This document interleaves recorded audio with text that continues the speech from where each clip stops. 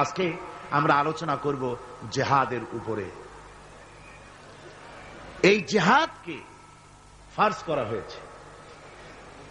জিহাদ সম্পর্কে আমাদের সামনে যে চিত্র ভেসে ওঠে জিহাদের কথা শুনলেই, সেটা হচ্ছে এই জিহাদ মানেই হচ্ছে হাতের কাছে যা পাও, দা, খন্তা, শাবল, তাই নিয়ে ঝাঁপায় পড়ো, আর কাফের যে জায়গায় পাও টুকরা টুকরা করে শেষ করে দাও।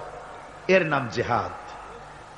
এই কথা আমাদেরকে পাশ্চাত্যের লেখকরা তারা এভাবে চিত্রিত করেছে ইসলামের জিহাদকে। এটাকে ফার্সিতে বলা হয়েছে ওয়ালাকিন কালামদার কাফে দুশমন আস্ত।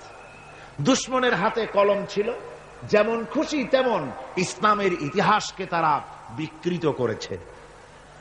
জিহাদ এটি হারবের প্রতিশব্দ নয়, জিহাদ এটি এর প্রতিশব্দ নয়, জিহাদ এটি যুদ্ধের প্রতিশব্দ নয়।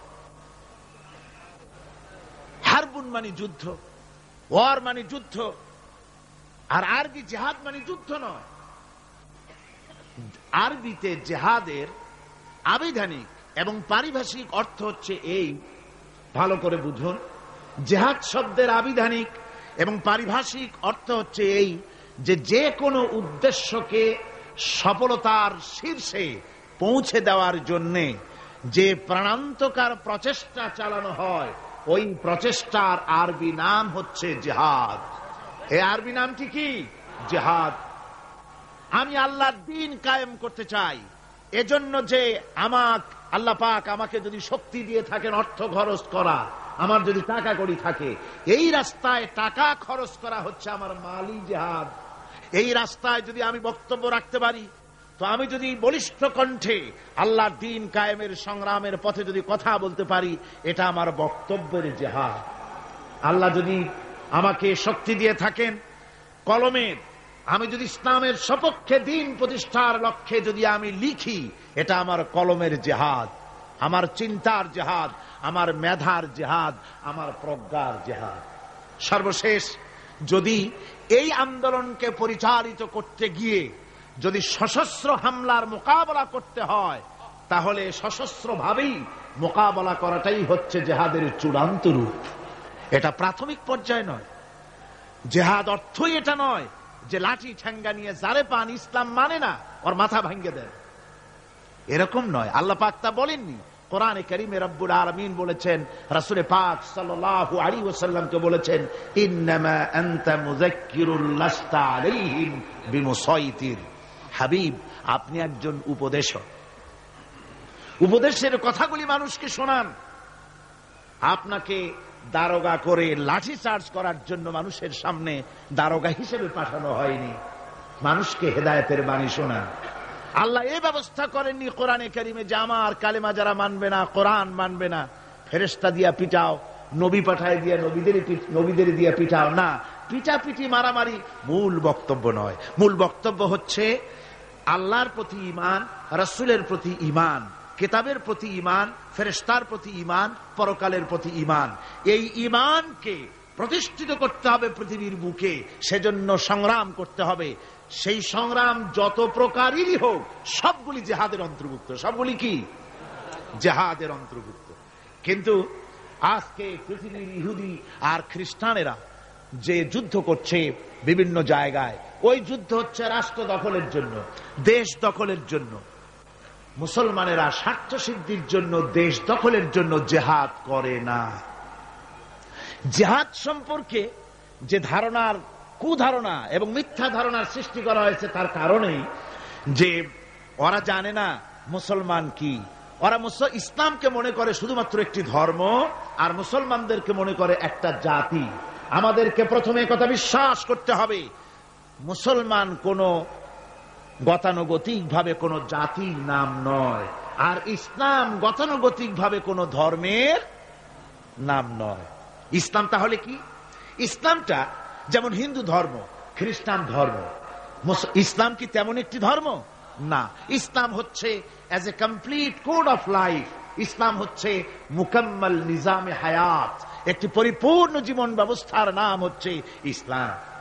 আর মুসলমান গতানুগতিক ভাবে কোন জাতির নাম নয়, যেমন হিন্দু, খ্রিস্টান, বৌদ্ধ, ইহুদি, নাসারা, মজুসি যেমন জাতির নাম, মুসলমান তেমন গতানুগতিক ভাবে কোন জাতির নাম নয়। হিন্দু জাতি কাকে বলে? তো বলা হবে 12 মাসে যারা 13 পূজা করে ওরাই হচ্ছে হিন্দু জাতি। খ্রিস্টান কাদের বলে? যারা রবিবার দিন গির্জায় যায় তাদেরকে বলা হয় খ্রিস্টান জাতি। তো ইহুদি কারে বলে?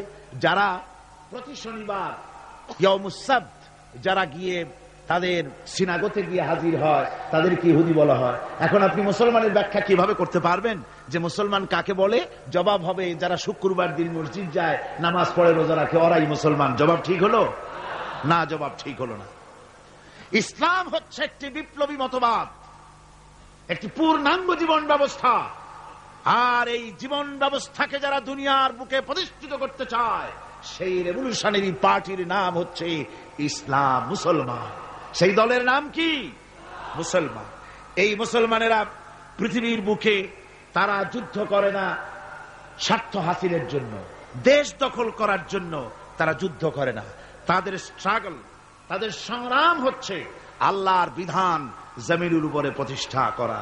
এই জন্য রাসূল পাক বলেছেন জিহাদ হচ্ছে সর্বোত্তম ইবাদত। সর্বোত্তম ইবাদত কি? রাসূল করিম সাল্লাল্লাহু আলাইহি ওয়াসাল্লাম বলেছেন, আন আবি যার রাদিয়াল্লাহু তাআলা আনহু قال قلت يا رسول الله اي العمل افضل قال ايمان بالله। আমি জিজ্ঞেস করলাম রাসূলকে, হযরতে আবু যার রাদিয়াল্লাহু তাআলা আনহু বলছেন আমি রাসূলকে জিজ্ঞেস করলাম, হে আল্লাহর রাসূল সবচেয়ে উৎকৃষ্ট আমল কোনটি? হুজুর বললেন আল্লাহর প্রতি ঈমান, আর তারপরে হচ্ছে ওয়াল জিহাদু ফি সাবিলিল্লাহ, রাওয়াহু মুত্তাফাকুন আলাইহি। হুজুর সাল্লাল্লাহু আলাইহি ওয়াসাল্লাম বলছেন আল্লাহর প্রতি ঈমানের পরে আল্লাহর রাস্তায় জিহাদ করা হচ্ছে সর্বোত্তম ইবাদত। এই জিহাদের উদ্দেশ্য হবে মানব সমাজে আল্লাহর আইন প্রতিষ্ঠিত করা। যেহেতু আল্লাহর আইন প্রতিষ্ঠিত না হওয়া পর্যন্ত সমাজের মধ্যে অন্যায়, অসত্য চলতে থাকে, মানুষের উপর জুলম চলতে থাকে। এই জন্য জিহাদ হবে, যত জায়গায় জিহাদের কথা আছে জিহাদ ফি সাবিলিল্লাহ বলা হয়েছে। জিহাদ কার পথে? আল্লাহর পথে। আল্লাহ রাব্বুল আলামিন কোরআনে কারীমের মধ্যে বলেছেন আল্লাযীনা আমানু ইউকাতিলুনা ফি সাবিলিল্লাহ, যারা নাকি ঈমানদার, যারা মুমিন, তারা সংগ্রাম করে, তারা লড়াই করে আমি আল্লাহর পথে, আমার দিন প্রতিষ্ঠার জন্যই তারা লড়াই করে। এরা হলো মুমিনের এটাই পরিচয়, আমার বিধানকে প্রতিষ্ঠা করার জন্য তারা সংগ্রাম করে। ওয়াল্লাযীনা কাফারু ইউকাতিলুনা ফি সাবিলিত তাগুত, আর যারা নাকি কাফের, যারা মহাসত্যকে অস্বীকার করেছে, কেবলমাত্র ওরাই তাগুতের মতবাদকে প্রতিষ্ঠিত করার জন্য তারা সংগ্রাম চালায়। তাহলে মুমিন সংগ্রাম করে কার পথে? আল্লাহর পথে। আর কাফের সংগ্রাম করে কার পথে? তাগুতের পথে। তাগুত কাকে বলা হয়? তাগুত বলা হয় সেই শক্তিকে যে শক্তি শুধু নিজেই আল্লাহর আইন অমান্য করে বসে থাকে না, বরং অন্যদেরকেও আল্লাহর আইন অমান্য করতে বাধ্য করে। তাকে আরবিতে কি বলা হয়?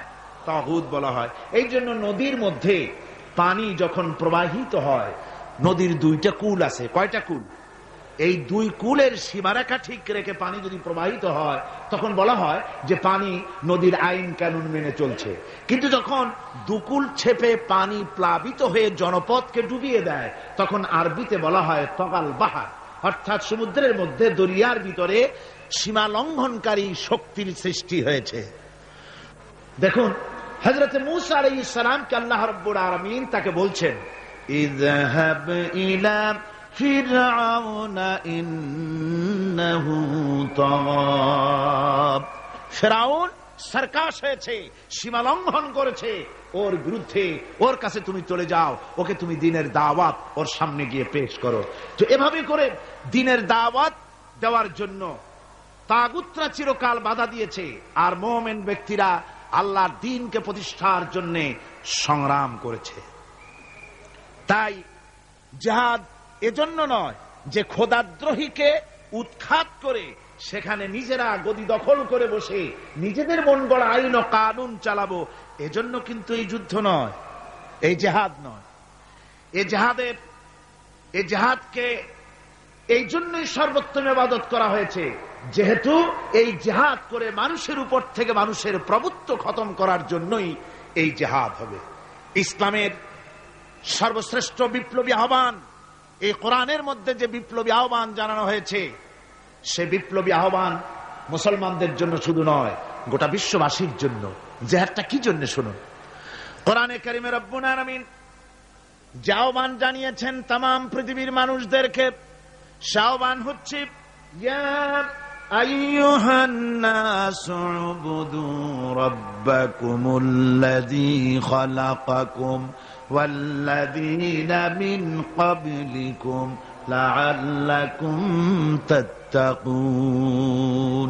হে মানব সকল, আনুগত্য করো, উবুদু রাব্বাকুম আয় আতিউ রাব্বাকুম, গোলামি করো, আনুগত্য করো, দাসত্ব করো তোমার রবের, সেই রবের যিনি তোমাদেরকে সৃষ্টি করেছেন, সেই রবের আনুগত্য করো জীবনের সকল ক্ষেত্রে। এটাই কোরআনে কারীমের বিপ্লবী দাওয়াত গোটা পৃথিবীর মানুষের সামনে।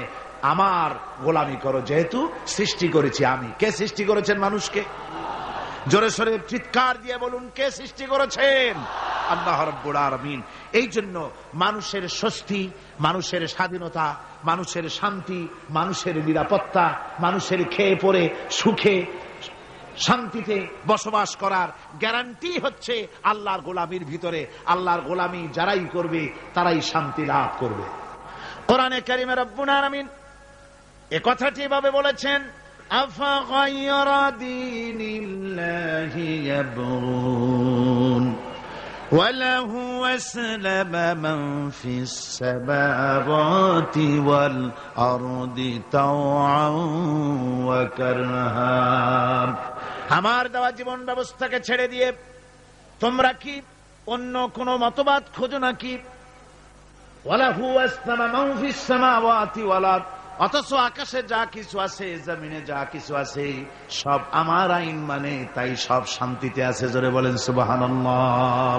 তাওআও ওয়া কারহা, ইচ্ছায় হোক অনিচ্ছায় হোক, আকাশ জমিন অন্তরিক্ষ পাহাড়ের মধ্যে দরিয়ার মধ্যে যেখানে যা কিছু আছে সব আইন মানে কার? আর সেজন্যই শান্তি। এই শান্তি প্রতিষ্ঠার জন্য পৃথিবীর মানুষ বহুত চেষ্টা করেছে, কিন্তু শান্তি অর্জন করতে পারে নাই। পেরেছে? পারে নাই। আমাদের দেশের রেডিও এবং টেলিভিশনে বিভিন্ন ধর্মগ্রন্থ পড়া হয়, তারপরে বলে বিশ্বের সকল সৃষ্টির মঙ্গল হোক, ওং শান্তি ওং শান্তি। আমি বলেছি, এইভাবে কেউ যদি ওং ওং করতে করতে যদি একেবারে রক্তবমিও করে, তবুও শান্তি প্রতিষ্ঠা হতে পারে না। শান্তি প্রতিষ্ঠার জন্য এই পৃথিবীর বুকে মানুষের চেষ্টার কম নাই। মানুষ এই পৃথিবীতে শান্তি প্রতিষ্ঠার জন্য লিগ অব নেশনস তৈরি করেছে, ইউনাইটেড নেশনস অর্গানাইজেশন তৈরি করেছে। পৃথিবীর মানুষ সেন্টো, সিয়াটো, ওয়ার্স, সার্ক কত কিছু তৈরি করলো। আপনারা বলেন, শান্তিকে প্রতিষ্ঠা করতে পেরেছে? জোরে জবাব দিন, শান্তি প্রতিষ্ঠা করতে পেরেছে? পারে নাই। প্রথম বিশ্বযুদ্ধ হয়ে গেল। এই বিশ্বযুদ্ধের পর নিদারুণ ভাবে মানুষ ক্ষতিগ্রস্ত হলো, পৃথিবীর মানুষ। আর যাতে যুদ্ধ বিগ্রহ না হয় সেজন্য 1920 সনে লিগ অব নেশনস তৈরি হলো। পৃথিবীতে আর যুদ্ধ যাতে না হয় সেই আকাঙ্ক্ষা নিয়ে এটা তৈরি করা হলো। কিন্তু লিগ অব নেশনস কিছুই করতে পারল না।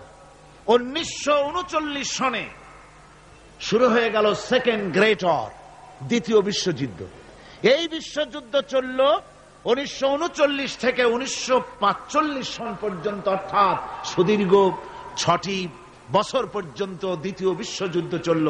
এই যুদ্ধে পৃথিবীর বিরাট ক্ষতি হয়ে গেল, অসংখ্য মানুষ মরল, কত কোটি কোটি মানুষ ক্ষতিগ্রস্ত হলো, বাড়িঘর ধ্বংস হলো, মানুষের নগর সভ্যতা জনপদ বিধ্বস্ত হয়ে গেল। আর যাতে যুদ্ধ বিগ্রহ না হয় সেজন্য পৃথিবীর মানুষেরা তৈরি করলো ইউএনও, ইউনাইটেড নেশনস অর্গানাইজেশন, যাকে বলা হয় জাতিসংঘ। কি বলা হয়? এই জাতিসংঘ প্রতিষ্ঠা হয়েছিল কি জন্যে? শান্তি প্রতিষ্ঠার জন্য। আপনারা বলেন জাতিসংঘ কি শান্তি প্রতিষ্ঠা করতে পেরেছে? জোরে বলেন, পেরেছে? পারে নাই। জাতিসংঘ হচ্ছে আজকের পৃথিবীর আমেরিকার একটা হাতের পুতুল। পুতুল নাচ যারা দেখেছেন, পুতুল যেমন মানুষের হাতে সুতা বাঁধা থাকে আর তাই দিয়া পুতুলের নাচায়, জাতিসংঘকে এভাবে আমেরিকা নাচায়। তাই আমরা দেখতে পাই ইসরায়েল যদি জাতিসংঘের কোন আইনকে, উপদেশকে, সাজেশনকে, কোন বিধিবিধানকে লঙ্ঘন করে, তাহলে ইসরায়েলের উপর অ্যাকশন নেওয়া হয় না। ইরাক যদি জাতিসংঘের কিছু করলো, তাহলেই সমস্ত বিমান নিয়ে আর তার নৌজাহাজ নিয়ে সমানে হামলা শুরু হয়ে যায়। দুনিয়ার সোমালিয়ার ভিতরে মারামারি তারাই লাগিয়েছে, বসনিয়ায় মারামারি ওরাই লাগিয়েছে। এখানে জাতিসংঘের কোনো ভূমিকা নাই। অর্থাৎ আমেরিকা যতটুকুন বলবে ততটুকুনই অগ্রসর হবে, যতটুকুন বলবে না ততটুকুন অগ্রসর হতে পারবে না। আমি দৃষ্টান্ত দিয়ে থাকি জাতিসংঘের এভাবে। জাতিসংঘের দৃষ্টান্তটা এমন যে এক লোক, তার বন্ধুর বাড়িতে আগুন লেগেছিল। তারপর সেই বন্ধু চিৎকার মেলে বলছে, ভাইরা আমার বাড়ি তো আগুন লেগে গেল, ও আমার বন্ধুরা, আমার প্রতিবেশী, তোমরা যারা আছো, তোমাদের হাতের কাছে যা আছে তাই নিয়ে আমার বাড়ির আগুন নিভায়ে দাও। বন্ধুর আর্তচিৎকার শুনে চতুর্দিক থেকে লোকেরা ছুটলো। তার এক বন্ধু ছিল, তার ছিল দর্জির দোকান, টেইলার মাস্টার ছিলেন তিনি। তিনি দেখলেন বন্ধুর বাড়িতে আগুন লেগেছে, হাতের কাছে যা আছে তাই নিয়ে যেতে বলেছে। তো আমার পাশে তো কতগুলি কাপড়ের টুকরা ছাড়া কিছুই নাই। এক বস্তা কাপড়ের টুকরা নিয়ে ছুটলো আগুন নিভাবার জন্য। আরেকজনের ছিল রাইস মিল, তার ছিল অনেক তুষ তার মিলে, 2 বস্তা তুষ নিয়ে ছুটলো আগুন নিভাতে। আরেকজনের ছিল পেট্রোল পাম্প, 2-3 পেট্রোল নিয়ে তিনি ছুটলেন। আরেকজনের ছিল শুকনা কাঠের দোকান, 1 ট্রাক শুকনা কাঠ নিয়ে ছুটলেন। আপনারা বলেন বন্ধুরা, এই সব আগুন নিভাবার উপকরণ যা নিয়ে এসছে, এগুলি যদি বন্ধুর বাড়ির আগুনের মধ্যে ঢালে, যাও 2-1খানা খুঁটি তার বাঁচত, তাও কি বাঁচবে? সব শেষ। আজকে জাতিসংঘের অবস্থা তাই হয়েছে। জাতিসংঘ যেখানে, জাতিসংঘের বিল্ডিংটি এখানে, এর কাছেই আমি প্রোগ্রাম করেছি। আমাকে যখন জাতিসংঘের হলগুলি ঘুরিয়ে ঘুরিয়ে দেখানো হচ্ছিল, আমি প্রশ্ন করেছিলাম ডেমনস্ট্রেটর যে ছিল, তাকে জিজ্ঞেস করেছি এই জায়গাটা কি ছিল, ইতিহাসটা আমাকে শোনা। ওরা বলল এই জায়গাটা ছিল কসাইখানা। এইখানে নিউ ইয়র্ক শহরে শুকর, গরু ইত্যাদি জবাহ করা হতো, আর এখান থেকে গোশত, মাংস ডিস্ট্রিবিউট করা হতো। শহরের লোকেরা, খুচরা খরিদ্দার এখান থেকে কিনে নিয়ে যেত। পরবর্তী সময় এটা লোকেরা খরিদ করে নিয়ে এর উপরে জাতিসংঘের এই বিশাল অফিস তৈরি করেছে। এত বড় অফিস, এরকম করে তাকাতে গেলে মাথার টুপি পড়ে যাবে, এত উঁচা অফিস। সেখানে হাজারো, অনেকগুলি, অন্তত 22টা ভাষায় বক্তৃতা ইন্টারপ্রেটার হয়। এক অফিসের কথা আর এক অফিস থেকে তারা শুনতে পারে, দেখতে পারে, একের ভাষা আর একে বুঝতে পারে। কিন্তু বসনিয়ার মানুষের ক্রন্দন ধ্বনির ভাষা তারা বুঝতে পারে না। তারা সব কিছু করতে পারে, বুঝতে পারে, কিন্তু সোমালিয়ার মানুষের হাড্ডিসার এই মানুষগুলির দৃশ্য তাদের চোখে পড়ে না। আমেরিকা শেষ সময় সোমালিয়ার মানুষকে কিছু সাহায্য পাঠিয়েছে। আমরা বলেছি সোমালিয়ার মানুষকে সাহায্য পাঠাইয়া বসনিয়ার পাপ গোপন করতে পারবে না, এ শাস্তি তোমাকে ভোগ করতেই হবে। সুতরাং জাতিসংঘের অফিস নির্মিত হলো, বিশাল ইমারত তৈরি হলো।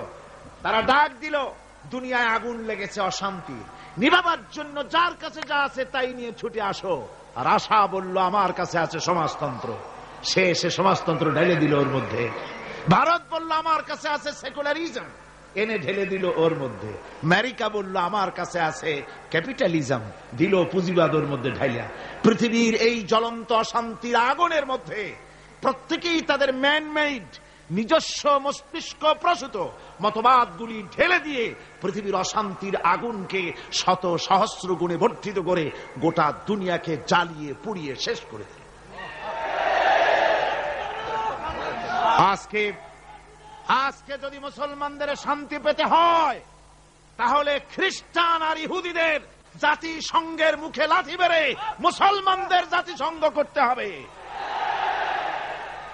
বিশ্ব শান্তি প্রতিষ্ঠার জন্য আল্লাহ রাব্বুল আলামিন স্থায়ী পরিকল্পনা দান করেছেন। রব্বুল আলামিন বলেছেন, তাআলাউ ইলা কালিমাতিন সাওয়াইন বাইনানা ওয়া বাইনাকুম আল্লা না'বুদা ইল্লাল্লাহ। আল্লাহ পাক বলছেন, ও আমার হাবিব আপনি বলুন, ও আহলে কিতাবের লোকেরা, ও খ্রিস্টান জগৎ, ও পৃথিবীর মানুষেরা, তাআলাউ ইলা কালিমাতিন সাওয়াইন বাইনানা ওয়া বাইনাকুম, এমন একটা কথার দিকে তোমরা ঐক্যবদ্ধ হও যেটা তোমাদের জন্য আর আমাদের জন্য সমভাবে প্রযোজ্য। তা হচ্ছে আল্লাহ না'বুদা ইল্লাল্লাহ, আল্লাহ ছাড়া কারো গোলামি করব না। আমেরিকার গোলামি নয়, রাশিয়ার গোলামি নয়, ফ্রান্স এবং ব্রিটেনের গোলামি নয়, ভারতের গোলামি নয়, গোলামি হবে আল্লাহ সুবহানাহু ওয়া তাআলা। এরই মধ্যে শান্তি নিহিত। শান্তি কোথায় নিহিত? আল্লাহর গোলামির মধ্যেই, এরই মধ্যেই শান্তি নিহিত। ওয়ালা নুশরিকা বিহি শাইআ, আর আল্লাহর শক্তির সাথে কোন জিনিসকে আমরা অংশী স্থাপন করব না। আর পরস্পরকে আমরা প্রভু বলে মেনে নেব না আল্লাহ ছাড়া। এটাই হলো শান্তির পরিকল্পনা। তিনটা আল্লাহ তিনটা পরিকল্পনা দিলেন। কয়টা দিলেন? একই পরিকল্পনার তিনটে দিক। এক, আল্লাহর গোলামি, আল্লাহ ছাড়া কারো গোলামি করা যাবে না, আল্লাহর সাথে কাউকে অংশী স্থাপন করা যাবে না। ওয়ালা ইয়াত্তাখিযা বা'দুনা বা'দান আরবাবাম মিন দুনিল্লাহ, আর আল্লাহ ছাড়া কাউকে প্রভু বলে মানা যাবে না। আল্লাহ ছাড়া কাউকে সুপার পাওয়ার বলে আমরা মানি না। সুপার পাওয়ার আকাশে জমিনে একজনই আছেন, তার নাম কি? জোরে বলেন, তার নাম কি? ওই আল্লাহ রাব্বুল আলামিন বলেছেন, ইনিল হুকমু ইল্লা লিল্লাহ, হুকুম আইন একমাত্র আল্লাহরই চলতে পারে, মানুষের উপরে আর কারণ। আলা লাহুল খালকু ওয়াল আমর, সৃষ্টি যার, আইন চলবে সেই আল্লাহ রাব্বুল আলামিনের। মানুষের এই কথা কেন আমাদের মাথার মধ্যে ঢোকে না?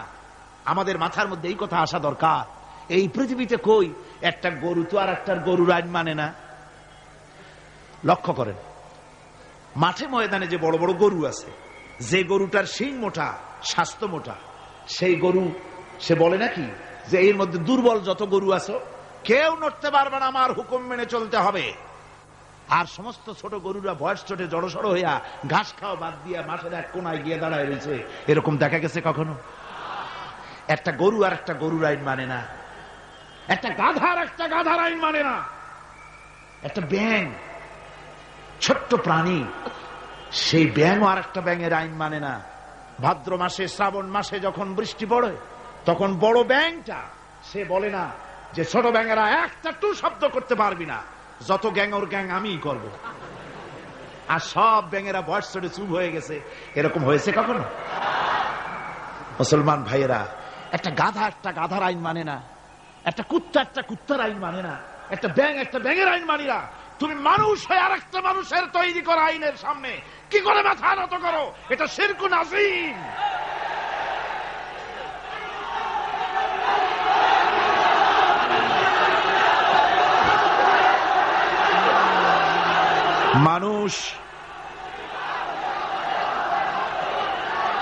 মানুষ কেবলমাত্র আল্লাহ রাব্বুল আলামিনের, আল্লাহ সুবহানাহু ওয়া তাআলার আইনকেই মানতে হবে, আর কারো আইন মানা যাবে না। এমন কি যেসব নেতারা আল্লাহর আইনকে মানতে বাধ্য করে না, সেসব নেতাদের নেতৃত্ব মানা। আল্লাহ রাব্বুল আলামিন কোরআনে কারীমের মধ্যে বলেছেন, ওয়ালা তুতিউ আমরাল মুসরিফিনাল্লাযীনা ইউফসিদুনা ফিল আরদি ওয়ালা ইউসলিহুন। আল্লাহ পাক বলেন, ওই সব নেতাদের আনুগত্য মোটেও করো না যারা নাকি জমিনের উপরে বিপর্যয় সৃষ্টি করে, ফাসাদ সৃষ্টি করে, আর সংশোধনমূলক কোনো কাজ করে না। ওই সব নেতাদের কোনো কথা তোমরা মেনো না, তাদের অনুসরণ করো না। আইন মানা তো দূরের কথা, ওদের আনুগত্যও করো না। আল্লাহ পাক আরো বলেছেন, আলা লানাতুল্লাহি আলায যালিমিন আল্লাযীনা ইয়াসুদ্দুনা আন সাবিলিল্লাহি ওয়া ইয়াবগুনাহা ইওয়াজা। আল্লাহর লানত, আল্লাহর অভিসম্পদ ওই সব নেতাদের উপরে যারা নাকি আল্লাহর সহজ রাস্তাকে জটিল এবং বক্র করে দেয়, যারা আল্লাহর আইন মানুষকে মানার ব্যাপারে বাধ্য করে না, বরং আল্লাহর আইন মানুষ যাতে না মানে সেই চেষ্টাই যারা করে।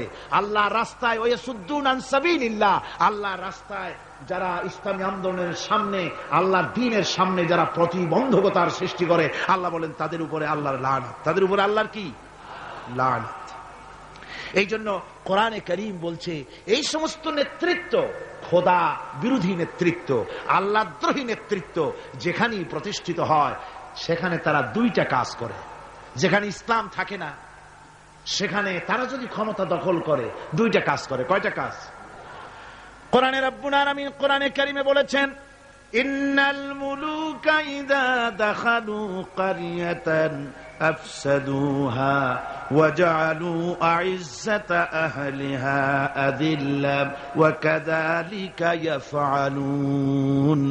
আল্লাহ রাব্বুল আলামিন বলেন, এই ধরনের লোকেরা যখন কোন জনপদের মধ্যে প্রবেশ করে, যাদের মন মগজের মধ্যে আল্লাহ নাই, রসুল নাই, দ্বীন নাই, ঈমান নাই, এই চরিত্রের লোকেরা যখন কোন দেশকে দখল করে বা ক্ষমতায় যায় তখন তারা দুই দফা কাজ করে। কয় দফা? দুই দফা কাজ করে। তার একটা দফা হলো তারা সেই সমাজের ভিতরে সম্মানিত লোকগুলিকে বেইজ্জত করে, লাঞ্ছিত করে, আর সমাজের ভিতরে ফাসাদ বরপা করে দেয়। বাস্তব কিনা বলে? এই বাস্তবতা কি সোন তারিখ দিয়ে বুঝাই দেওয়া লাগবে আপনাদেরকে? মানুষেরা আল্লাহ রাব্বুল আলামিন সাফ করে বলছেন, এরা যখন ক্ষমতায় যায় দুই দফা কাজ করে। দেশের সম্মানিত লোকগুলিকে বেইজ্জত করে দেয়, তারা লাঞ্ছিত করে, আর সমাজের মধ্যে বিপর্যয় ফাসাদ সৃষ্টি করে দেয়। মারামারি, কাটাকাটি, ব্যাংক লুট, মানুষ হত্যা, চতুর্দিকে ত্রাস সৃষ্টি করে তারা। পক্ষান্তরে আল্লাহ রাব্বুল আলামিন বলেন, পক্ষান্তরে যারা আমার দ্বীন কায়েম করে, আমার মুমিন বান্দারা কোন দেশ যদি দখল করে, কোন দেশে যদি আমার ইসলাম কায়েম হয়ে যায়, তখন আমার বান্দারা চার দফা কাজ করে। কয় দফা? আল্লাযীনা ইম্মাক্কান্নাহুম ফিল আরদ আকামুস সালাত ওয়া আতাউজ যাকাত ওয়া আমারু বিল মারুফ ওয়া নাহাউ আনিল মুনকার। আমার বান্দারা মুমিনেরা তারা যদি ক্ষমতা পায়, কোন দেশে যদি তারা যেতে পারে, ক্ষমতা দখল করে, তাহলে তারা চার দফা কাজ করে। প্রথম দফা হচ্ছে তারা ক্ষমতা নিয়েই নামাজ প্রতিষ্ঠা করে। কি প্রতিষ্ঠা করে? প্রথম কাজই হলো তারা নামাজ প্রতিষ্ঠা করে। তারপরে তারা সেখানে যাকাত আদায় করে। প্রথমে নামাজ প্রতিষ্ঠা করে, 2 নম্বরে যাকাত আদায় করে, 3 নম্বরে মানুষকে সৎ কাজের আদেশ দেয়, 4 নম্বরে অসৎ কাজ থেকে মানুষকে বিরত রাখে। এই 4টি কাজ করে মুমিনেরা ক্ষমতায় গেলে। আর যাদের চিন্তায় চেতনায় কোরআন নাই, আল্লাহ নাই, রসুল নাই, ঈমান নাই, ওরা যদি ক্ষমতায় যায় 2 দফা কাজ করে। সম্মানওয়ালা লোকগুলোকে বেইজ্জত করে দেয়, জেল ভরে সব সম্মানিত লোক দিয়ে, বাড়িঘর লুটপাট করে সব সম্মানিত লোকদের, তাদেরকে জ্বালাবতন করে দেয়, আর সেখানে বিপর্যয় মারামারি সৃষ্টি করে দেয়। এই জন্যে দুনিয়ায় যত পয়গম্বর এসেছেন সমস্ত নবীরা তারা মানুষের কাছে দাওয়াত পেশ করেছেন। আল্লাহ রাব্বুল আলামিন বলেন, নবীরা দাওয়াত দিয়েছেন, ইয়া কাওমি ইবুদুল্লাহা মা লাকুম মিন ইলাহিন গায়রু। আল্লাহ রাব্বুল আলামিন বলেন, নবীরা যখন দুনিয়ায় যে নবী এসেছেন মানুষকে দাওয়াত দিয়েছেন, ইয়া কওমি, হে আমার জাতি, হে আমার সম্প্রদায়, এক আল্লাহর গোলামি করো, তিনি ছাড়া তোমাদের কোনো প্রভু নাই, আইনদাতা নাই, বিধানদাতা নাই, তার আনুগত্য করো জীবনের সকল ক্ষেত্রে। কোরআনে কারীমে মুসলমানদেরকে বলা হয়েছে হিজবুল্লাহ, মুসলমানদেরকে কি বলা হয়েছে? হেজবুল্লাহ। হেজবুল্লাহ মানে কি? আল্লাহর সৈনিক। এই আল্লাহর সৈনিকদের, তাদেরকে আল্লাহ পাক এই পৃথিবীতে তাদের অস্তিত্ব প্রতিষ্ঠিত করেছেন কি কারণে? তার কারণ হচ্ছে রব্বুল আলামিন বলেছেন, কুনতুম খায়রা উম্মাতিন উখরিজাত লিন-নাসি তা'মুরুনা বিল মা'রুফি ওয়া তানহাউনা 'আনিল মুনকার। কুনতুম খায়রা উম্মাতিন, তোমরাই শ্রেষ্ঠতম জাতি, শ্রেষ্ঠতম দল। মানুষের কল্যাণের জন্য তোমাদেরকে পৃথিবীতে প্রেরণ করা হয়েছে। কাজ কি? তা'মুরুনা বিল মা'রুফ, মানুষকে ভালো কাজের জন্য উৎসাহিত করো, ভালো কাজের আদেশ দাও। ওয়া তানহাউনা আনিল মুনকার, আর সমস্ত খারাপ কাজ থেকে মানুষকে ফিরায় রাখো। সুতরাং এই পৃথিবী থেকে জুলম, শোষণ, অশান্তি, বিপর্যয়, দুঃখ, তারপরে যুদ্ধ, বিগ্রহ, সবকিছুর বিরুদ্ধে মুসলমানদেরকে ঐক্যবদ্ধভাবে লড়াইয়ের ময়দানে আসতে হবে। কোরআনে কারিমে রব্বুল আলামিন কথা এভাবে বলেছেন, ওয়াকাতিলুহুম হাত্তা লা তাকুনা ফিতনাতুন ওয়া ইয়াকুনাদ দীনু কুল্লুহু লিল্লাহ। আল্লাহ রাব্বুল আলামিন বলেন, সংগ্রাম করো, লড়াই করো ততক্ষণ পর্যন্ত যতক্ষণ না আমার দিন প্রতিষ্ঠিত হয়ে যায়, আর মানুষের তৈরি করা মতবাদের শেষ শিকড়টুকুনো যতক্ষণ মূলোৎপাটিত না হয়, ততক্ষণ পর্যন্ত আমার দিন প্রতিষ্ঠার জন্য লড়াই করো। ও মুসলমানেরা, যারা মুসলমান এই লড়াই, এই জিহাদের দায়িত্ব যদি গ্রহণ না করে, মুসলমানেরা যদি ঈমানের এই দায়িত্ব কবুল না করে, আল্লাহর দিন প্রতিষ্ঠার জন্য যদি সংগ্রাম না করে, রব্বুল আলামিন বলেন, ইল্লা তাফআলুহু তাকুন ফিতনাতুন ফিল আরদি ওয়া ফাসাদুন কাবীর। ইল্লা তাফআলুহু, যদি তোমরা তা না করো, তাহলে মনে রেখে দিও বিরাট বিপর্যয়, ভাঙন, মুসিবতের সম্মুখীন তোমাদের হতে হবে পৃথিবীর মুসলমানেরা। আজ আমরা এই দায়িত্ব পালন করছি না বলে আমাদের সামনে এই বিরাট মুসিবত এসেছে বিশ্ব জুড়ে, ঠিক কিনা কর? আমার এতক্ষণের আলোচনার দ্বারা একথা আমার মনে হয় আপনারা বুঝতে পেরেছেন যে অনইসলামিক শাসন ব্যবস্থার মূলোৎপাটন করে সেখানে ইসলামী রাষ্ট্র প্রতিষ্ঠা করাটাই হলো মুসলমানদের সবচেয়ে বড় দায়িত্ব।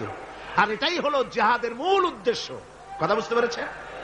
জিহাদের উদ্দেশ্য কোন দেশ দখল করে সেখানকার প্রেসিডেন্ট আমরা হব, সেখানের মাল সম্পদ লুটপাট করে নেব, এটা জিহাদের উদ্দেশ্য নয়। জিহাদের উদ্দেশ্যই হলো মানুষের তৈরি করা মতবাদ উৎখাত করে আল্লাহর দ্বীন প্রতিষ্ঠিত করা, এটাই হলো জিহাদের মূল উদ্দেশ্য। আর এই উদ্দেশ্য নিয়ে পৃথিবীর মানুষ যেখানেই মুসিবতে আছে, যে জায়গায় বিপদে আছে, যে জায়গায় কষ্টে আছে, সেখানেই মুসলমানদেরকে ঝাঁপিয়ে পড়তে হবে। রাসূলুল্লাহ বলেছেন, পৃথিবীর সমস্ত মুসলমানেরা হচ্ছে কাজাসাদিন ওয়াহিদ, একটা বডির মতো। মুসলমান কি? একটা শরীরের মতো। তার পায়ের তলায় কাটা ফুটলে মাথায় খবর হয়, মাথায় কাটা ফুটলে পায়ের তলায় খবর হয়। কিন্তু পায়ের তলায় কাটা ফুটলে যদি মাথায় টেন না পায়, মাথার চুল ধরে টানলে যদি পায়ে টেন না পায়, তাহলে কি হয়েছে লোকটি? জি, প্যারালাইসিস হয়ে গেছে, পক্ষাঘাত হয়ে গেছে। আমার মুসলমান ভাইয়েরা, বসনিয়ার মুসলমানদেরকে মারা হচ্ছে, বসনিয়ার নারীদেরকে ধর্ষণ করা হচ্ছে, কচি কচি মাসুম বেগুনা বাচ্চাদেরকে জবাই করা হচ্ছে। ওই খবর শুনে যদি আমার কলিজা না কান্দে, কাশ্মীরের মুসলমানদের মসজিদের ভেতরে ভারতের কাফির সৈন্যরা গুলি করে পাখির মতো মুসল্লি, নামাজরত মুসল্লি গুলিকে পাখির মতো শিকার করে দিতেছে, দুনিয়া থেকে বিদায় করে দিতেছে। এ খবর শোনার পর মুসলমানদের কলিজায় যদি আগুন না লাগে, তাহলে মনে করতে হবে ইমানে প্যারালাইসিস হয়ে গেছে, ইমানটাই প্যারালাইসিস হয়ে গেছে।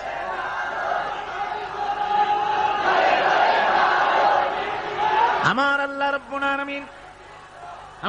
রাব্বুল আলামিন কোরআনে কারীমের মধ্যে পরিষ্কার বলেছেন, ওয়ামা লাকুম লা তুকাতিলুনা ফি সাবিলিল্লাহ والمستضعفين من الرجال والنساء والبلدان الذين يقولون ربنا أخرجنا من هذه القرية الظالم أهلها وما لكم কি হয়েছে তোমাদের লা তুকাতিলুনা ফি সাবিলিল্লাহ আমার রাস্তায় কেন সংগ্রাম করো না, কেন লড়াই করো না।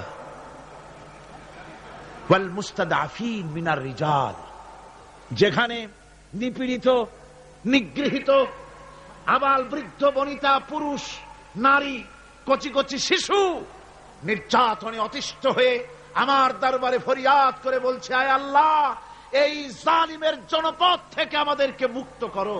এভাবে যখন কান্দে, ও মুসলমানেরা তোমাদের কি হলো, তোমরা কেন ঝাঁপিয়ে পড়ো না তাদের সপক্ষে, কেন লড়াই করো না? ভাইরা আমার, সারা বিশ্ব জুড়ে মুসলমানদের উপরে নির্যাতন চলছে। এই নির্যাতনের বিরুদ্ধে মুসলমানদেরকে ঐক্যবদ্ধ হতে হবে দ্বীন প্রতিষ্ঠা করার জন্য। দ্বীন যদি প্রতিষ্ঠিত হয় তাহলে নির্যাতন বন্ধ হয়ে যাবে, শয়তানি বদমাশি সব বন্ধ হয়ে গিয়ে সুখ এবং শান্তি প্রতিষ্ঠিত হবে। এই জন্য ইসলামে জিহাদের স্তর সম্পর্কে বলা হয়েছে। রাসূল পাক সাল্লাল্লাহু আলাইহি ওয়াসাল্লাম বলেছেন, ফামান জাহাদাহুম বিয়াদিহি ফাহুয়া মুমিন ওয়ামান জাহাদাহুম বিলিসানিহি ফাহুয়া মুমিন ওয়ামান জাহাদাহুম বিকলবিহি ফাহুয়া মুমিন ওয়া লাইসা ওয়ারা যালিকা মিনাল ঈমান হাববাতু খারদালি। মুসলিম শরীফের হাদিস। আল্লাহর নবী বলতেছেন, যে ব্যক্তি অন্যায়ের বিরুদ্ধে হাত দিয়ে লড়াই করবে সে ব্যক্তি মুমিন, যে মুখ দিয়ে কথা বলবে এটার বিরুদ্ধে সেও মুমিন, যে ব্যক্তি মনে মনে এটাকে ঘৃণা করবে সেও মুমিন। এরপরে ইমানের কোন স্তর নাই, ইমানের আর কোন জায়গা নাই, শেষ শেষ। তাহলে ফার্স্ট ক্লাস মুমিন কে? যে ব্যক্তি হাত দিয়ে বাধা দেয়। ফার্স্ট ক্লাস মুমিন কে? যে ব্যক্তি অন্যায়ের বিরুদ্ধে তার দুহাত উত্তোলন করে অন্যায়কে চুরমার করে দেওয়ার জন্য এগিয়ে আসে, সেই হলো ফার্স্ট ক্লাস মুমিন। এটা যদি না পারে তাহলে মনে মনে খারাপ জাত, তাহলে মুখ দিয়ে বলতে হবে। এটা হলো সেকেন্ড ক্লাস। মুখ দিয়ে বলা কি? Second class. মুখ দিয়ে বলতে হবে। মুখেও যদি প্রতিবাদ করতে না পারো, মনে মনে খারাপ জানো, এর পেছনে কোনো ইমানের দরজা নাই, স্তর নাই। তবে মনে মনে খারাপ জানা, আর খারাপ জানার অর্থ কি? মনে মনে খারাপ জেনে এই পরিস্থিতির কেমন করে পরিবর্তন আসতে পারে সেই চিন্তা ভাবনা দরদ যদি কলিজায় না থাকে তো ইমানের খাতায় নামটাও থাকবে না। মুমিনদেরকে আল্লাহর দ্বীন প্রতিষ্ঠার জন্য জিহাদে অংশগ্রহণ করতে হবে। তাদেরকে এই জিহাদ হচ্ছে আল্লাহ পাকের পক্ষ থেকে বিরাট নিয়ামত মুসলমানদের জন্য। আমার ভাইয়েরা, ঈমান হচ্ছে জিহাদের সাথে অঙ্গাঅঙ্গি ভাবে জড়িত। আল্লাহর পথে জিহাদের বিরাট মর্যাদা। সে মর্যাদার কথা আমি সূরা আস-সাফ আলোচনা করতে গিয়ে তার প্রথম দিনেই, প্রথম রুকুতেই আপনাদের সামনে পেশ করেছি। আল্লাহ রাব্বুল আলামিন বলেন, ইন্নাল্লাহা ইউহিব্বুল্লাযীনা ইউকাতিলুনা ফি সাবিলিহি সাফফান কাআন্নাহুম বুনিয়ানুম মারসুস। আল্লাহ রাব্বুল আলামিন বলেন, আল্লাহর কাছে সর্বাধিক প্রিয় ব্যক্তি তারা, সবচাইতে প্রিয় ব্যক্তি ওই সব লোকেরা যারা নাকি আল্লাহর দ্বীন প্রতিষ্ঠার জন্য যারা লড়াই করে সারিবদ্ধ হয়ে, ইস্পাত দৃঢ় হয়ে, সীসা ঢালা প্রাচীরের মতো কাতারবন্দী হয়ে আল্লাহর জন্য, আল্লাহর দ্বীনের জন্য যারা লড়াই করে তারাই হলো আল্লাহর কাছে সবচাইতে বেশি প্রিয় ব্যক্তি। সবচাইতে প্রিয় মানুষ তারা যারা দ্বীন প্রতিষ্ঠার জন্য লড়ে। আমরা মনে করেছি যে আমরা যে নামাজ পড়ি, রোজা রাখি, হজ করি, যাকাত দেই, মিলাদ শরীফ পড়ি, এতেই আল্লাহ খুশি, এই করেই আমরা কিয়ামতের দিন বেহেশতে চলে যাব। না ভাই, এত সহজে যদি বেহেশতে যাওয়া যেত তাহলে সাহাবায়ে কেরাম এত কষ্ট করতেন না, আম্বিয়া আলাইহিমুস সালাম এত কষ্ট করতেন না। সূরা তওবার মধ্যে এই কথাটি আল্লাহ পাক কি সুন্দর করে বলেছেন।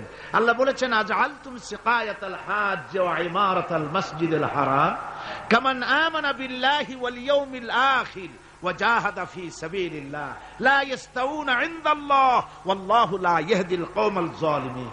আল্লাহ পাক বলছেন যে তোমরা কি হাজীদেরকে পানি পান করায়া, ওই মক্কার লোকদের তাদের একটা গৌরব ছিল যে আমরা তো হাজীদের পানি পান করাই, মসজিদে হারামের সেবা শুশ্রূষা করি, আমরা মসজিদ ধুই, পরিষ্কার রাখি, এতগুলি যে সব কাজ করি, মুসলমানদের চাইতে আমাদের মর্যাদা আল্লাহর কাছে কোনো অংশ কম নয়। আল্লাহ বলেন না, হাজীদের পানি পান করায়া আর মসজিদে হারামের খেদমত করে তোমরা তাদের সমান হতে পারবে না যারা আমার উপর ঈমান এনেছে, আমার রাসূলের উপর ঈমান এনেছে, পরকালকে বিশ্বাস করেছে এবং আমার উপর ঈমানের ভিত্তিতে তারা আমার দ্বীনকে প্রতিষ্ঠার জন্য যারা লড়াই করেছে, ওদের সমান তোমরা কোনোদিন হতে পারবে না, কখনো পারবে না।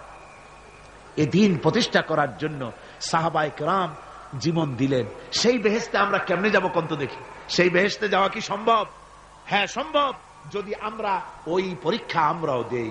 হযরতে বেলাল রাদিয়াল্লাহু তাআলা আনহু যে পরীক্ষা দিয়েছেন, হযরতে সুমাইয়া যে পরীক্ষা দিয়েছেন, হযরতে খাব্বাব, হযরতে খুবাইব যে পরীক্ষা দিয়েছেন, ওই পরীক্ষা যদি আমরাও দিতে পারি তাহলে হয়তো তাদের কাছাকাছি আল্লাহ আমাদেরকেও থাকার তৌফিক দিবেন জান্নাতের ভেতরে। আপনারা জানেন বেলালের কি অপরাধ ছিল? বেলালের কি অপরাধ ছিল? অপরাধ শুধু কলেমা পড়েছে। এই অপরাধে বেলালকে তারা মেরেছে, তাকে ঘুমাতে দেয় নাই, খাবার দেয় নাই। এরপরেও যখন তিনি কালেমা ছাড়েন নাই, হযরতে বেলালকে উটের পায়ের সঙ্গে রশি দিয়া বেঁধে উটকে তাড়ায় দিয়েছে। উট দৌড়াতেছে, বেলাল দড়ির মাথায় বাঁধা। বেলালের শরীরটা পাথরের সঙ্গে আঘাত লেগে লেগে পিঠের চামড়া ছেড়ে যায়, মাথার চামড়া ছেড়ে যায়।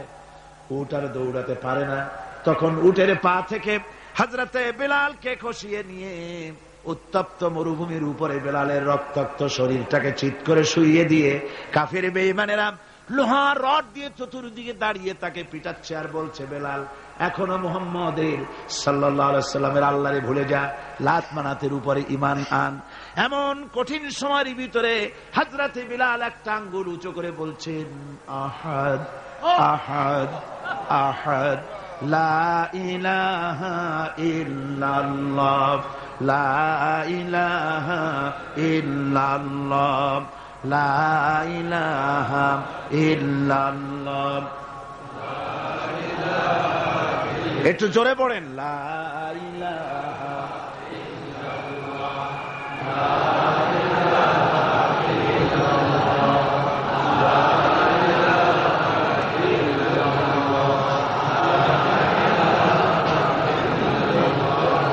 লা ইলাহা ইল্লাল্লাহ মুহাম্মাদুর রাসূলুল্লাহ। আমার ভাইরা, ওরা হযরতে খাব্বাবকে বেঁধেছে, খুঁটির সাথে বেঁধে চতুর্দিক থেকে তীর নিক্ষেপ করছে, তরবারি মারতেছে, শরীরের গোশত টুকরা টুকরা হয়ে পড়তেছে। এরপরে কাফেরের নেতা বলতেছে, থামো, একটা কথা বলে নেই। জিজ্ঞেস করছে, খাব্বাব তোমাকে ছেড়ে দিতে পারি একটা শর্ত যদি মানো, তোমার পরিবর্তে এখানে এনে আল্লাহর নবীকে, তোমাদের নবীকে এনে বাঁধবো, তার উপর অত্যাচার করব, এটা যদি মানো তোমারে ছেড়ে দিতে পারি। এতক্ষণ ধরে যিনি তীর তরবারির আঘাত নীরবে সহ্য করতেছিলেন, এখন মানুষের এই কথার আঘাত তিনি সহ্য করতে পারলেন না। হযরতে খাব্বাব ডাক দিয়া বলেন, ও কাফির বেঈমানেরা শোনো, তোমাদের হাত দিয়া আল্লাহর নবীকে এখানে এনে, তোমাদের হাত দিয়ে তীর তরবারি তো দূরের কথা, তোমাদের নাপাক হাত দিয়া আল্লাহ নবীর গায়ে যদি একটা ফুলও নিক্ষেপ করো, আমার শরীরের ভিতরে এক ফোঁটা রক্ত থাকতে আমি তা বরদাস্ত করব না। চতুর্দিক থেকে মার আরম্ভ হয়ে গেল, গায়ের গোশত পড়ে যায়। হযরতে খাব্বাব মনে করলেন এখন তো আর জীবন বাঁচবে না, বুঝি মরে যাব। তিনি তখন বললেন, রব্বুল আলামিন আমার তো সময় হয়ে এসেছে বোধহয়, আমার এখন জীবনের শেষ মুহূর্তে আমার মন চায় যদি 2টা সেজদা তোমারে দিতে পারতাম, 2 রাকাত নামাজ যদি পড়তে পারতাম, জীবনটা আমার খুশি হয়ে যেত। কিন্তু আমি বান্ধা, কেমন করে আমি সেজদা দেব? সেজদা দেওয়ার কোন উপায় আমার নাই। তবে কাবা শরীফের দিকে আমার মুখ ঘুরানো আছে, আমি আমার মাথাটা একটুখানি নিচু করে নিলাম। আমার এই মাথা নিচু করাকে আমার জীবনের শেষ সেজদা হিসাবে ধরে নিও। কাফির বেঈমানেরা হযরতে খাব্বাবের মাথা ধরি অন্যদিকে ঘুরিয়ে দিল। হযরতে খাব্বাব পড়লেন, ফাইনামা তুওয়াল্লু ফাসাম্মা ওয়াজহুল্লাহ। যেদিকেই মুখ ঘুরাও সেদিকেই আল্লাহ, আল্লাহ ছাড়া কোনো দিক নাই। আমার ভাইরা, এই জিহাদে এত বড় ফজিলত আল্লাহ রাব্বুল আলামিন রেখেছেন। দ্বীন প্রতিষ্ঠার জন্য যারা লড়ে, আল্লাহ পাক তাদের জন্য বিরাট নিয়ামত রেখেছেন। সুবহানাল্লাহ পড়ে হযরত আব্বাস রাদিয়াল্লাহু তাআলা আনহু বর্ণনা করছেন, সামি'তু রাসূলুল্লাহ সাল্লাল্লাহু আলাইহি ওয়াসাল্লাম ইয়াকুল, আইনান লা তামাসসুহান নার ওয়া আইনুন বাকাত মিন খাশিয়াতিল্লাহ ওয়া আইনুন বাতাত তাহরিসু ফি সাবিলিল্লাহ। রাওয়াহু তিরমিজি। হযরত ইবনে আব্বাস রাদিয়াল্লাহু তাআলা তিনি বলছেন, আমি রাসূলুল্লাহকে বলতে শুনেছি, আল্লাহর নবী বলেছেন, 2টি চোখকে জাহান্নামের আগুন 2টা চোখকে স্পর্শ করবে না। একটা চোখ হচ্ছে গভীর রাত্রে যারা আল্লাহর ভয়তে, জাহান্নামের ভয়তে যারা কান্দে, জাহান্নামের আগুন ওই চক্ষুকে স্পর্শ করবে না। আর যারা দ্বীন প্রতিষ্ঠার জন্য, আল্লাহর দ্বীন কায়েমের জন্য ময়দানে যারা লড়াই করে, রাতের বেলায় পাহারা দেয়, ওই পাহারারত চোখের মধ্যে জাহান্নামের আগুন ওই চোখে স্পর্শ করবে না। আমার ভাইরা, হযরত উসমান রাদিয়াল্লাহু তাআলা আনহু বলছেন, মান রাবাতা লাইলাতান ফি সাবিলিল্লাহ কানাত কাআলফি লাইলাতিন সিয়ামুহা ওয়া কিয়ামুহা। 1000 রাত ধরে রোজা রাখলে, 1000 রাত ধরে ইবাদত করলে, আর 1000 দিন ধরে রোজা রাখলে যে সওয়াব হবে, একটা ঘন্টা, একটা রাত যদি কেউ পাহারা দেয় আল্লাহর দ্বীনকে প্রতিষ্ঠার জন্য, আল্লাহর দ্বীনের কোন ইসলামী রাষ্ট্রের প্রহরায় যদি কেউ যদি থাকে, একটা রাতে পাহারা দিয়ে যে সওয়াব হবে, 1000 বছর ধরে নামাজ রোজা করে ওই সওয়াব পাওয়া যাবে না। সুবহানাল্লাহ। অর্থাৎ 1000 বছর ধরে নামাজ রোজা করার মতোই সওয়াব পাহারা দেওয়া আল্লাহর দ্বীনের, ইসলামের রাষ্ট্রকে। বন্ধুগণ, রাসূল পাক সাল্লাল্লাহু আলাইহি ওয়াসাল্লাম তিনি বলেছেন, কিয়ামতের দিন জাহান্নামের আগুন আর জিহাদের ময়দানের ধুলি, এই দুটি একসঙ্গে কোন মানুষের পেটের মধ্যে প্রবেশ করবে না। রাসূল পাক সাল্লাল্লাহু আলাইহি ওয়াসাল্লামের একটি হাদিস যা মিশকাত শরীফের মধ্যে বর্ণিত আছে। মিশকাত শরীফের সম্ভবত 336 পৃষ্ঠায় এই হাদিসটি বর্ণনা করা হয়েছে যে হযরত ইবনে আইস রাদিয়াল্লাহু তাআলা আনহু হচ্ছেন এই হাদিসের রাবী। তিনি বলছেন, একবার হুজুর সাল্লাল্লাহু আলাইহি ওয়াসাল্লাম এক ব্যক্তির জানাজায় গিয়ে উপস্থিত হলেন। হযরত ওমর রাদিয়াল্লাহু তাআলা আনহু তখন হুজুরকে বললেন, হে রাসূল, আপনি এই লোকটার জানাজা পড়বেন? এই লোক তো ইসলামের এই ক্ষতি করেছে, সেই ক্ষতি করেছে, অমুক করেছে, এই লোকটার আপনি জানাজা পড়বেন? হুজুর তখন উপস্থিত লোকদের জিজ্ঞেস করলেন, হাজিরিন, তোমরা কি কেউ এই লোকটাকে কোন ইসলামের ভালো কাজ করতে দেখেছো? একজন লোক দাঁড়িয়ে গেলেন, তিনি বললেন, হে আল্লাহর নবী, আমি সাক্ষী, আমি দেখেছি। একটা মুজাহিদ বাহিনী জিহাদ করে ফিরতে ছিল, তো এক জায়গায় তারা ডেরা গাড়লো, শিবির স্থাপন করলো, রাত কাটাবে বলে। আমি দেখেছি এই লোকটি সারা রাত সেই মুজাহিদদেরকে, সাহাবীদেরকে সারা রাত জেগে জেগে পাহারা দিয়েছে।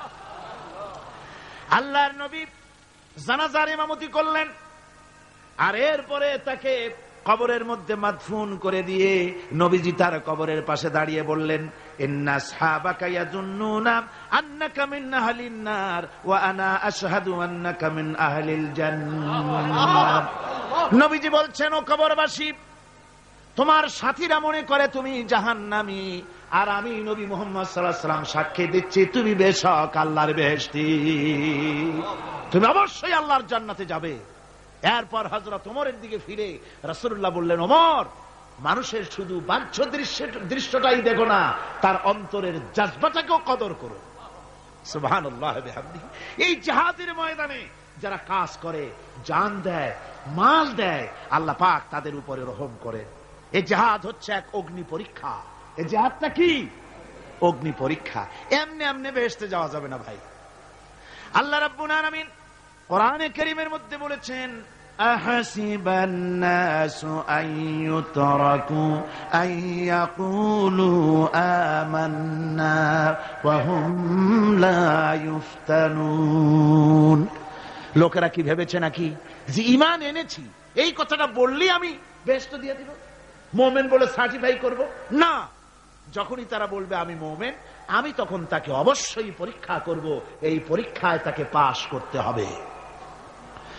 কোরআনে কারীমে আল্লাহ রাব্বুল আলামিন অনেক জায়গায় এই কথাগুলি বলেছেন। এমনি এমনি ছেড়ে দেওয়া হবে না।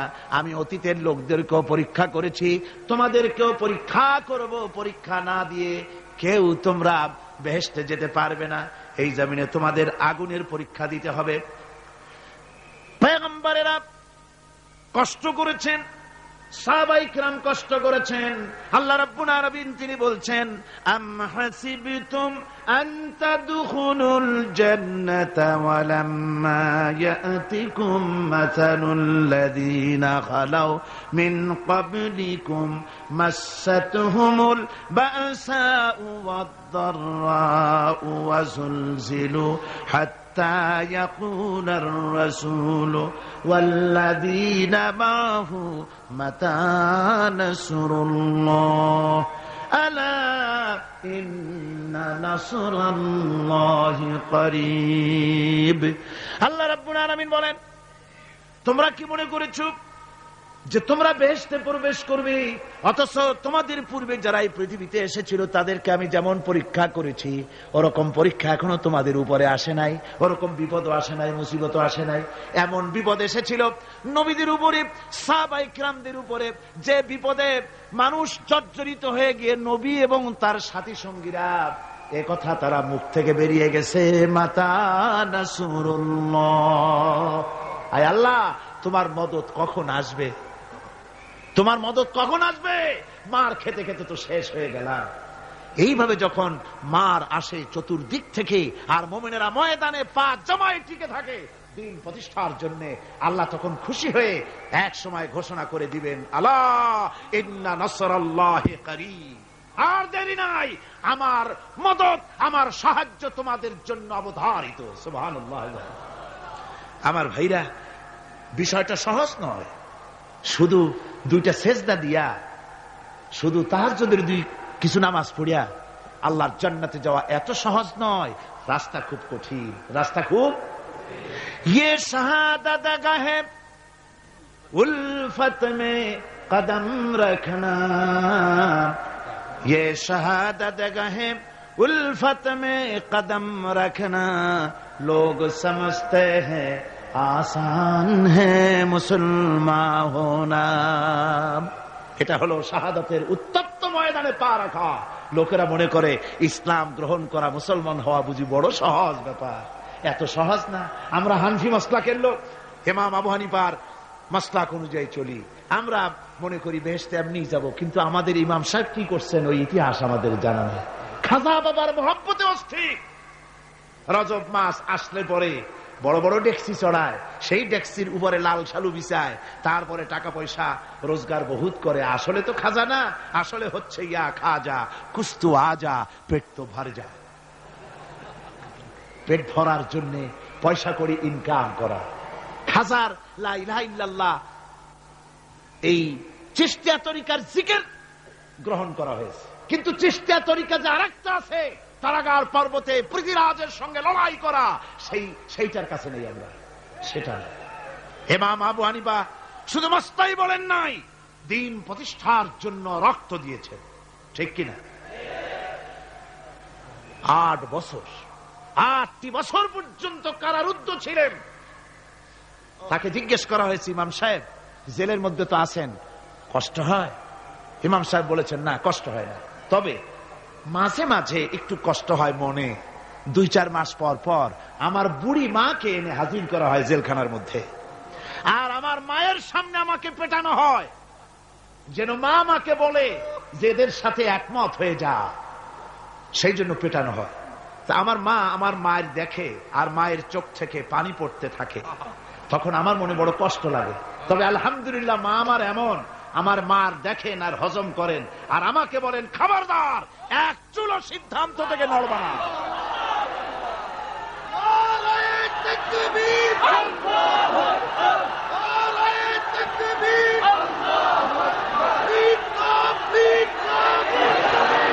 আমার ভাইরা, ইমাম মালিক 28 দিন পর্যন্ত তাকে বাতিলরা বেঁধে রেখেছে, হাত পিঠ মোড়া দিয়ে 28 দিন বাঁধা। এই হাত বাহু থেকে ডিসকানেক্ট হয়ে গিয়েছেন, এই বাহুর জোড়া থেকে ডিসকানেক্ট হয়ে গিয়েছিল হাত, 28 দিন পর্যন্ত বাঁধা ছিল। ইমাম আহমদ বিন হাম্বল, ইসলাম বিরোধীরা তাকে পিটাইছে, প্রত্যেকটা চাবুকের সাথে গায়ের গোশত উঠে এসেছে।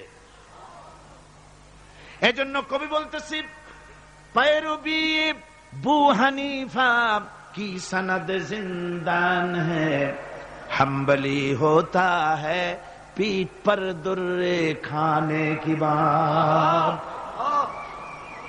হানাফি হতে চাও, জেল জরিমানার জন্য প্রস্তুতি নাও। শুধু সবরি কলা খাইয়া বেহেশতে যাওয়া যাবে না, এত সহজ না।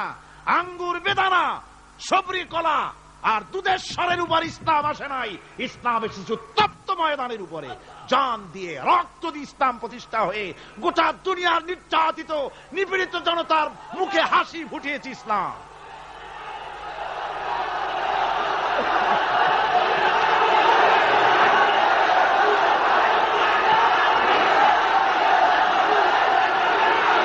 আমার ভাইয়েরা, এই জিহাদ যখন শুরু হয়ে যাবে, মুসলমানেরা যখন আল্লাহর দয় বিধান কায়েমের জন্য যখন লড়াইয়ের ময়দানে যখন ঝাঁপায়া পড়বে, সে ময়দানে যদি তাদের অস্ত্র কম থাকে, জনসংখ্যা কম থাকে, আল্লাহ রাব্বুল আলামিন ওয়াদা করেছেন, ওয়া কানা হাক্কান আলাইনা নাসরুল মুমিনিন।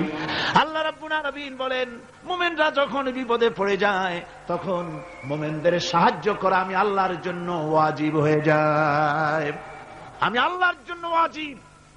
আমার মুমিন ময়দানে মার খাবে আমার দিনের জন্য, আর আমি তাকায় থেকে দেখবো না, তা হবে না। প্রাথমিক পর্যায়ে দেখবো যে তোমরা আসলেই দিন প্রতিষ্ঠার জন্য লড়ো কিনা। তোমাদের বিবি বাল বাচ্চা তোমাদের সামনে শেষ হবে, ঘর বাড়ি চলে যাবে, চাকরি যাবে, সব যাবে, তারপরেও আমার দিন প্রতিষ্ঠার জন্য ময়দানে টিকে থাকো কিনা। যদি তা থাকো, তাহলে আমার মদদ অবশ্যম্ভব। আর কাফিরদের বিরুদ্ধে বিজয়ের জন্য রব্বুল আলামিন বলেছেন, ওয়া কাফাল্লাহুল মুমিনিনাল কিতালা ওয়া কানাল্লাহু কাবিয়্যান আজিজা। কাফেরদের বিরুদ্ধে লড়াইয়ের ময়দানে মুসলমানদেরকে সাহায্য করার জন্য আল্লাহই যথেষ্ট।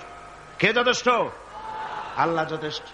রব্বুল আলামিন বলেছেন, ওয়ালা তাহিনু ওয়ালা তাহজানু ওয়া আনতুমুল আলাউনা ইন কুনতুম মুমিনিন। কোনো ভয় নাই, কোনো চিন্তা নাই, যদি তোমরা মুমিন হও, আমি আল্লাহ রাব্বুল আলামিন তোমাদেরকে বিজয়ী করব। এ ওয়াদা কার? আল্লাহর ওয়াদা কখনো মিথ্যা হয়? আল্লাহ কি মিথ্যা কথা বলেন? নাউযুবিল্লাহ। ওয়া মান আসদাকু মিনাল্লাহি কিলা। আমি আল্লাহর চাইতে সত্যবাদী আর কে হতে পারে? আল্লাহ পাক বলছেন, আমি সাহায্য করব তোমাদেরকে, যদি প্রয়োজন হয় তাহলে আমি ফেরেশতা দিয়ে সাহায্য করব। সুবহানাল্লাহ বলো। আল্লাহ রাব্বুল আলামিন সূরা আল-আনফালের ভিতরে ঘোষণা করেছেন, দুনিয়ার মানুষকে তিনি শুনায় দিচ্ছেন নবীজির সঙ্গে সাহায্যের ব্যাপারে যে কথাবার্তাগুলি হয়েছিল। ইয তাস্তাগীসুনা রাব্বাকুম ফাস্তাজাবা লাকুম আন্নী মুমিদ্দুকুম বিআলফিম মিনাল মালাইকাতি মুরদিফিন। স্মরণ করো সেই সময়ের কথা যখন তোমরা আমার কাছে কাকুতি বিনীত করে সাহায্য কামনা করতেছিলে যে আমাদেরকে 1000 ফেরেশতা দিয়ে সাহায্য করা হোক। আল্লাহ পাক বলেন, আমি ফেরেশতা দিয়ে তোমাদেরকে ময়দানে সাহায্য করেছি, জিহাদের ময়দানে। সুবহানাল্লাহ বিহামদিহি। আল্লাহ রাব্বুল আলামিন বলেন, তোমরা যখন সাহায্য প্রার্থনা করেছিলে আমি সাহায্য তোমাদের দিয়েছি।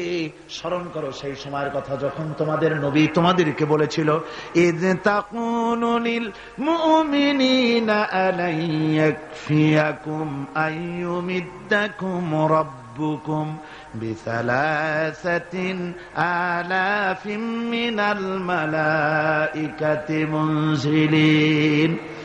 আল্লাহ রাব্বুল আলামিন বলেন, আমি এইভাবে করে যখন তোমাদের নবী তোমাদেরকে বলেছিল যে তোমাদের জন্য এটা কি যথেষ্ট নয় যে আল্লাহ পাক তোমাদের জন্য 3000 দিয়ে ফেরেশতা নাজিল করবেন, হ্যাঁ আমি তখন 3000 ফেরেশতা নয় বরং 5000 ফেরেশতা দিয়ে তোমাদেরকে সাহায্য করার ওয়াদা করেছি। 3000 নয়, 5000 চিহ্নযুক্ত ফেরেশতা নাজিল করে দিয়ে তোমাদের সাহায্য করব বলে আমি ওয়াদা করেছি। আজও সেই মদদ আল্লাহর পক্ষ থেকে আমাদের জন্য, ওই মদদ আজও আসতে পারে। কবি বলছেন, ফেজায়ে বদরে পয়দা কুন ফিরিশতে তেরি নুসরত কো উতর সকতে গর্দু সে কতর অন্দর কতর আবি। বদরের মুসলমানদের মতো যদি ঈমান তোমাদের আসে, তাহলে আজও আকাশ থেকে কাতারে কাতারে ফেরেশতা আমি আল্লাহ অবতীর্ণ করে দিতে পারি। সুবহানাল্লাহ ওয়া বিহামদিহি। আমার ভাইরা, হযরতে সাদ বিন আবি ওয়াক্কাস রাদিয়াল্লাহু তাআলা আনহু, তিনি কাদিসিয়ার যুদ্ধের পর যখন পারস্য দখলের জন্য চললেন, পারস্য নগর অবরোধ করলেন, সামনে পড়ল নদী। এই নদী পাড়ি দিবেন, সাথে তার হাজার হাজার সৈন্য, এই সৈন্য নিয়ে নদী পাড়ি দিবেন। জিজ্ঞেস করলেন সাহাবীদের, তোমরা কি চাও ইসলামের আন্দোলন, ইসলামের জিহাদ, আল্লাহর দ্বীন এখানেই শেষ হয়ে যাক, এটা চাও, না ইসলামের এই কলেমার আওয়াজ নদীর ওপারেও নিয়ে যেতে হবে, অথচ আমাদের কাছে কোনো পারাপারের কোনো নৌকা নাই, কি করতে চাও? সাহাবীরা বললেন, আমরা আপনার অর্ডার ফলো করব, আমরা এই নদীর ওপারে গিয়েও কালেমার পতাকাকে উড্ডীন করতে চাই, কালেমার সুশীতল ছায়াতলে গোটা দুনিয়াকে আনতে চাই। হযরতে সাদ তখন বললেন, তাহলে তোমরা সবাই আমার পেছনে পেছনে এই দরিয়ার ভিতরে ঝাঁপিয়ে পড়ো, আর আমার সঙ্গে সবাই উচ্চারণ করো, নাস্তাঈনু বিল্লাহি ওয়া নাতাওয়াক্কালু আলাইহি হাসবুনাল্লাহু নি'মাল ওয়াকিল নি'মাল মাওলা ওয়া নি'মান নাসির। ইতিহাস লিখতেছি, 60,000 সৈন্য তাদের অশ্ব নিয়ে, তাদের উষ্ট্র নিয়ে, তাদের মালপত্র নিয়ে, জিহাদের সামান নিয়ে শ্রাবণের খরস্রোতা নদী, উত্তাল তরঙ্গমালায় ভরা নদীর উপর থেকে এই সাহাবীরা পাড়ি দিয়ে ওপার চলে গেলেন। ওপার যাওয়ার পরে হযরতে সাদ বলছেন, তোমাদের কেউ কি হারায় গেছে নাকি? সবাই এদিক ওদিক তাকায়, খোঁজ করে বলল, মানুষ তো দূরের কথা, একটা উট আর ঘোড়াও একটাও হারায় যায় নাই। একজন বলল, আমার একটা পেয়ালা, যে পেয়ালা আমি পানি পান করতাম, সেই পেয়ালাটা তুফানে ছিটকে কোথায় চলে গেছে, ওইটা হারায় গেছে। হযরতে সাদ বলেন, মুজাহিদের কোন জিনিস দরিয়া নিতে পারে না, অবশ্যই তা ফেরত আসবে। এই কথা তিনি বলতেছিলেন, হঠাৎ করে দরিয়ার কিনারে একটা আওয়াজ হলো, দেখা গেল তুফানের ভিতরে সেই হারানো বাটিটা তাদের মধ্যে ফিরে এসেছে। আল্লাহু আকবার। মুজাহিদদেরকে সাহায্য করেন স্বয়ং আল্লাহ রাব্বুল আলামিন। আফ্রিকার জঙ্গলের কাছে ভিন্ন ইতিহাস, জঙ্গলের কাছেই মুসলমানদেরকে থাকতে দেওয়া হয়েছিল। মনে করা হয়েছিল জঙ্গলের সমস্ত হিংস্র প্রাণীরা এই মুসলমানদের শেষ করে দেবে, যুদ্ধ করা লাগবে না। হযরতে সাদ সে অবস্থা বুঝতে পারলেন, তিনি একটা মঞ্চ তৈরি করলেন। সেই মঞ্চের উপরে দাঁড়ায় জঙ্গলের প্রাণীদের দিকে লক্ষ্য করে তিনি নোটিশ জারি করে দিলেন, বললেন, ইয়া আইয়াতুহাল হাশারাতু ওয়াস-সিবাউ নাহনু আসহাবু রাসূলুল্লাহ সাল্লাল্লাহু আলাইহি ওয়াসাল্লাম। হে জঙ্গলের হিংস্র প্রাণীরা, আমরা আল্লাহ রাসূলের সাহাবী, ফাইন্না নাজিলুনা ফামান ওয়াজাদনা বাদাহু কাতালনাহু। আমরা রাসূলের সাহাবী, এইখানে আল্লাহর দ্বীনকে কায়েম করার জন্য আমরা এসেছি, আল্লাহর কলেমার আওয়াজ নিয়ে আমরা এখানে রাত কাটাবো। সুতরাং এই জঙ্গলের ভিতরে হিংস্র প্রাণী যত আছো, সব আমাদের এই জায়গা ছেড়ে অন্যত্র চলে যাও। আফ্রিকার জঙ্গলি মানুষেরা চিন্তা করলো, মানুষের কথা কি জঙ্গলি প্রাণীতে শোনে নাকি, পাগলে কয় কি? তারা তাকায় তাকায় দেখলো হযরতে সাদের এই ঘোষণার পরে বাঘের কাতারে বাঘ, সিংহের কাতারে সিংহ, সাপের কাতারে সাপ, যার যার ডিম আর বাচ্চাগুলি মুখে কামড়াইয়া সাহাবীদের এলাকা ছেড়ে দিয়ে তারা অন্যত্র চলে গেল। আমার মুসলমান ভাইরা, এই ছিল মুসলমানদের ইতিহাস। দিন প্রতিষ্ঠা করার কাজে মুসলমান এগোলে আল্লাহ মদত করেন। কে মদত করে? বিশ্বকবি, কবি সম্রাট আল্লামা ইকবাল রহমতুল্লাহ আলাইহি বলেছেন, দশত দশত है दरिया भी न छोड़े हमने, दशत दशत है दरिया भी न छोड़े हमने, बहर जुल्मत पे दौड़ा दिए घोड़े हमने। আমরা সেই মুসলমান, প্রান্তর তো প্রান্তর, আমরা দরিয়ার খরস্রোতা উত্তাল তরঙ্গের উপর থেকে ঘোড়া দাবড়িয়ে আফ্রিকার ভূখণ্ডে কালেমার পতাকা আমরা উড্ডীন করেছি। আমরা সেই মুসলমান যে আমরা আল্লাহর দ্বীন প্রতিষ্ঠার জন্য এই জিহাদের কথা যে আল্লাহ বলছেন, এই জিহাদের জন্য আমরা জান মাল সব কিছুকে উৎসর্গ করতে চাই। আল্লাহ যেন কবুল করেন। সবাই বলেন আমিন। আল্লাহুম্মা আমিন। ربنا ظلمنا أنفسنا وإن لم تغفر لنا وترحمنا لنكونن من الخاسرين ربنا ظلمنا أنفسنا وإن لم تغفر لنا وترحمنا لنكونن من الخاسرين رب العالمين আমরা যারা হাত তুলেছি এর মধ্য থেকে মা বাপ যাদের দুনিয়া থেকে জরুবের মতো বিদায় হয়ে গেল, আল্লাহ রব্বুল আলামিন আমাদের আব্বা আর আম্মা দুনিয়া থেকে যাদের জনমের মতো বিদায় হয়ে গেছে, কবরটাকে জান্নাতের টুকরা বানাইয়া দাও রব্বুল আলামিন। আমাদের মা বাপের কবরের মধ্যে বেহেশতের বাগান বানাইয়া দাও। রব্বির হামহুমা কামা রব্বায়ানি সগীরা, রব্বির হামহুমা কামা রব্বায়ানি সগীরা। সবাই পড়েন রব্বির হামহুমা কামা রব্বায়ানি সগীরা। আয় আল্লাহ, জনম দুঃখিনী মা, মায়ের কথা কি ভোলা যায়? একটা অক্ষর মা, আর সারা দুনিয়ার মধু ওই মাকে কেন্দ্র করে জড়াই আছে। আমাদের ওই মা যারা দুনিয়া থেকে বিদায় হয়ে গেছে, আল্লাহ কবরে বেহেশত বানাও। আল্লাহ আমাদের মা বাপ যাদের বেঁচে আছে, আল্লাহ তুমি ইমানের সাথে রাখো, সুস্থতার সাথে রাখো, ভালো রাখো, সম্মানের সাথে রাখো। আল্লাহ তুমি দয়া করে আমাদের মা বাপের উপরে তোমার রহমত নাজিল করে দাও রব্বুল আলামিন। আমাদের দাদা দাদি, নানা নানি, আত্মীয় স্বজন, শ্বশুর শাশুড়ি, মুরব্বিয়ান, ওস্তাদ, পীর মুর্শিদ যার যা মারা গেছে সকলকে মাফ করে দাও। সুবহান রাব্বিকা রব্বিল ইজ্জাতি আম্মা ইয়াসিফুন ওয়া সালামুন আলাল মুরসালিন ওয়ালহামদুলিল্লাহি রাব্বিল আলামিন। ওয়াজআল আখিরা কালিমাতিনা ইনদাল মাউত লা ইলাহা ইল্লাল্লাহু মুহাম্মাদুর রাসূলুল্লাহ।